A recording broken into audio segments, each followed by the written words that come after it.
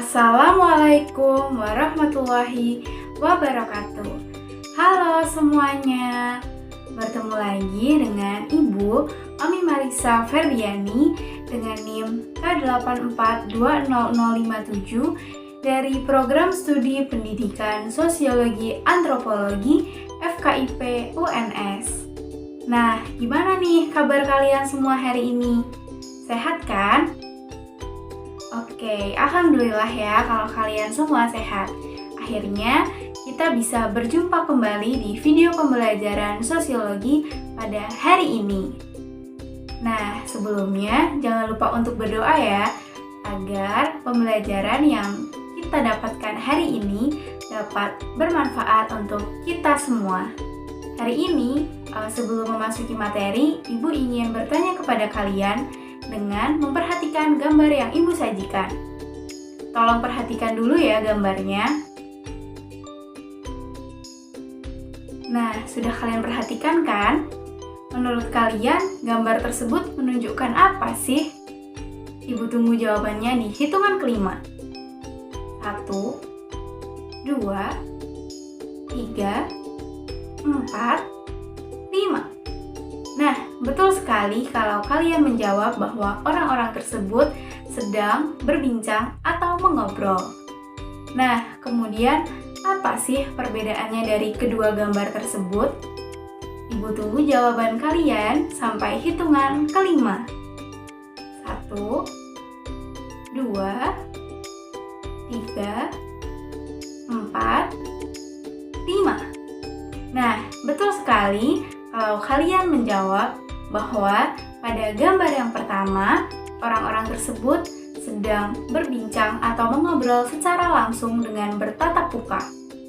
Sedangkan pada gambar yang kedua, orang-orang tersebut sedang berbincang tapi tidak tatap muka, melainkan mereka melakukan video call dengan menggunakan tablet. Nah, kira-kira setelah kalian mengamati kedua gambar tersebut, apa ya yang akan kita pelajari pada hari ini? Ada yang bisa menebak? Ya, betul sekali kalau kalian menebak bahwa hari ini kita akan belajar mengenai interaksi sosial. Nah, sebelum memasuki materi interaksi sosial, Ibu ingin menyampaikan tujuan pembelajaran pada hari ini. Jadi, ada 2 tujuan pembelajaran. Yang pertama adalah menjelaskan pengertian interaksi sosial. Kemudian, yang kedua adalah mengidentifikasi faktor-faktor pendorong interaksi sosial. Sudah siap ya untuk mengikuti pelajaran? Oke, kalau gitu kita masuk materi interaksi sosial. Nah, kalian pasti sebelumnya pernah mendengarkan istilah interaksi. Nah, kira-kira menurut kalian apa sih pengertian interaksi sosial itu? Betul sekali, apabila kalian menjawab bahwa interaksi sosial adalah hubungan timbal balik atau tindakan sosial yang bersifat timbal balik antara individu dengan individu, ataupun individu dengan kelompok, maupun kelompok dengan kelompok. Nah, sampai di sini paham kan mengenai pengertian interaksi? Nah, kita ulang ya.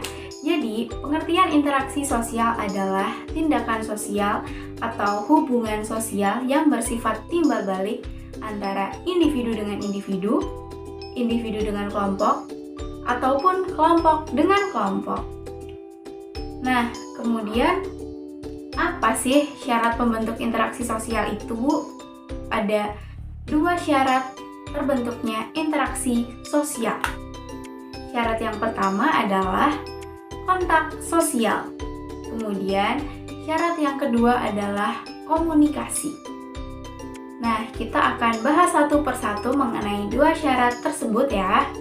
Jadi, kita bahas dulu melalui yang pertama, yaitu kontak sosial. Nah, kontak sosial di sini dibagi menjadi 2, yaitu kontak sosial primer atau fisik dan kontak sosial non-fisik atau sekunder. Nah, apa sih bedanya kontak sosial primer dan sekunder ini, Bu? Nah, perbedaannya pada kontak sosial primer adalah kontak sosial yang terjadi secara langsung. Misalnya, saya dan kamu bertatap muka, atau mungkin kita berpapasan lalu bersalaman. Nah, sedangkan kontak sosial yang kedua, yaitu kontak sosial sekunder atau non-fisik, adalah apabila kita bertatap muka tetapi melalui video call. Karena terdapat perantara di dalamnya sehingga itu disebut sebagai kontak sosial sekunder atau non-fisik. Nah, kemudian kita memasuki ke syarat yang kedua. Syarat yang kedua adalah komunikasi. Nah, di dalam komunikasi ini terdapat 4 unsur. Jadi, unsur yang pertama adalah komunikator. Kemudian, yang kedua ada komunikan. Kemudian, yang ketiga ada pesan. Dan yang keempat ada respon.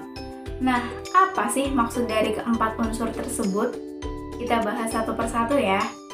Jadi, unsur yang pertama, komunikator. Komunikator adalah orang yang menyampaikan pesan terlebih dahulu. Misalnya, saya mengajak kamu mengobrol, maka saya adalah komunikator. Nah, kemudian komunikan itu apa? Komunikan adalah orang yang menerima pesan dari si komunikator. Contohnya, saya mengajak kamu ngobrol, itu kan saya komunikator. Nah, kamu bisa disebut sebagai komunikan karena kamu menerima pesan yang saya sampaikan. Nah, kemudian yang ketiga adalah pesan. Apa sih pesan itu? Pesan adalah sesuatu yang disampaikan oleh komunikator kepada komunikan. Selanjutnya, apa sih Bu respon itu? Respon adalah tanggapan yang disampaikan oleh komunikan terhadap pesan yang disampaikan oleh komunikator. Nah, sampai di sini ada yang ingin kalian tanyakan dulu tidak? Paham? Oke, kalau paham, selanjutnya kita akan belajar mengenai faktor pendorong interaksi sosial. Kira-kira ada berapa sih faktor pendorong interaksi sosial itu? Berapa? Ya, ada 6. Jadi terdapat 6 faktor. Yang pertama adalah imitasi. Kemudian yang kedua adalah identifikasi. Dan yang ketiga ada sugesti. Kita bahas mengenai 3 ini dulu. Yang pertama, imitasi. Imitasi adalah ketika seseorang ingin meniru orang lain tetapi tidak secara ekstrim. Artinya, dia hanya ingin meniru seperti gaya rambut, gaya berpakaian, maupun gaya berbicara dari seseorang. Contohnya adalah seorang adik yang ingin mengikuti gaya rambut kakaknya. Nah, kemudian apa sih Bu bedanya imitasi dengan identifikasi? Jadi, kalau identifikasi itu adalah di mana seseorang itu ingin menjadi sama dengan orang lain. Jadi, seseorang itu ingin meniru orang lain tetapi dengan lebih ekstrim. Contohnya adalah, misal ada seseorang yang ingin menjadi sama dengan Barbie. Nah, padahal kita tahu bahwa karakter Barbie itu fiksi. Nah, tetapi orang tersebut melakukan hal apapun agar dia mirip dengan Barbie. Misalnya, dia melakukan operasi plastik agar sama seperti dengan Barbie. Paham kan sampai sini bedanya imitasi dan identifikasi? Nah, kalau paham, kita lanjut ke faktor yang ketiga, yaitu sugesti. Sugesti adalah pandangan orang yang dapat mempengaruhi kita. Misalnya, ketika kita melihat video-video review dari para beauty vlogger mengenai produk-produk makeup. Nah, yang pada awalnya mungkin kita tidak tertarik dengan produk tersebut, tetapi setelah melihat review dari beauty vlogger, akhirnya kita tertarik dan akhirnya kita beli produk-produk tersebut. Padahal pada awalnya kita tidak pernah terfikirkan untuk membeli produk tersebut. Atau bisa disebut juga keracunan barang-barang dari beauty vlogger. Kalian sudah paham? Oke, kalau paham, kita lanjut ke 3 faktor selanjutnya. 3 faktor selanjutnya adalah simpati, empati, dan motivasi. Nah, kita mulai dari yang simpati. Simpati adalah sikap seseorang yang tertarik kepada orang lain, atau bisa juga kita sebut dengan sikap peduli. Nah, sikap simpati ini hanya berupa perasaan. Contohnya apabila seseorang memiliki teman, nah temannya itu sedang sedih, dan orang tersebut akhirnya ikut merasakan sedih. Itu namanya simpati. Nah, kemudian apa sih Bu bedanya simpati dengan empati? Nah, kalau simpati kan hanya disertai dengan perasaan. Nah, kalau empati itu adalah sikap peduli terhadap orang lain dan disertai dengan tindakan. Contohnya, semisal kita melihat saudara-saudara kita yang di Palestina, mereka menjadi korban genosida. Nah, melalui video tersebut, kita merasa sedih. Nah, tetapi kita menyalurkan rasa sedih kita itu dengan sebuah tindakan, seperti kita membuat penggalangan dana untuk membantu saudara-saudara kita yang ada di Palestina. Nah, jadi perbedaannya, kalau simpati itu hanya perasaan, nah kalau empati itu disertai dengan tindakan. Oke, kalau begitu kita lanjut ke faktor yang selanjutnya, yaitu motivasi. Apa sih motivasi itu? Jadi motivasi adalah suatu dorongan atau stimulus yang diberikan oleh orang lain yang dapat mempengaruhi perilaku kita. Contohnya adalah apabila kita mengikuti seminar, kan pasti di sana ada pembicara atau motivator untuk menyemangati kita agar kita bisa mencapai tujuan hidup yang akan kita capai. Nah, dari motivasi motivator tersebut, akhirnya kita memiliki semangat untuk mencapai tujuan hidup kita. Nah, kira-kira ada yang ingin kalian tanyakan tidak mengenai materi hari ini? Kalau ada yang ingin kalian tanyakan, silahkan tulis di kolom komentar dan akan Ibu jawab di video-video berikutnya ya. Nah, sebelumnya Ibu ingin menarik kesimpulan mengenai apa yang telah kita pelajari hari ini. Jadi, hari ini kita telah belajar mengenai interaksi sosial, yaitu tindakan sosial atau hubungan sosial yang sifatnya timbal balik antara individu dengan individu, individu dengan kelompok, maupun kelompok dengan kelompok.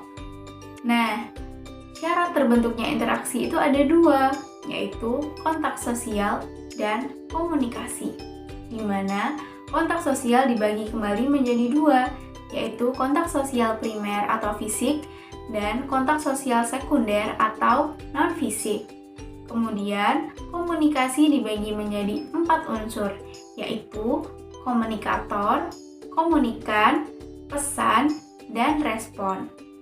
Nah, selanjutnya kita juga belajar mengenai faktor-faktor pembentuk atau pendorong interaksi sosial. Terdapat 6 faktor.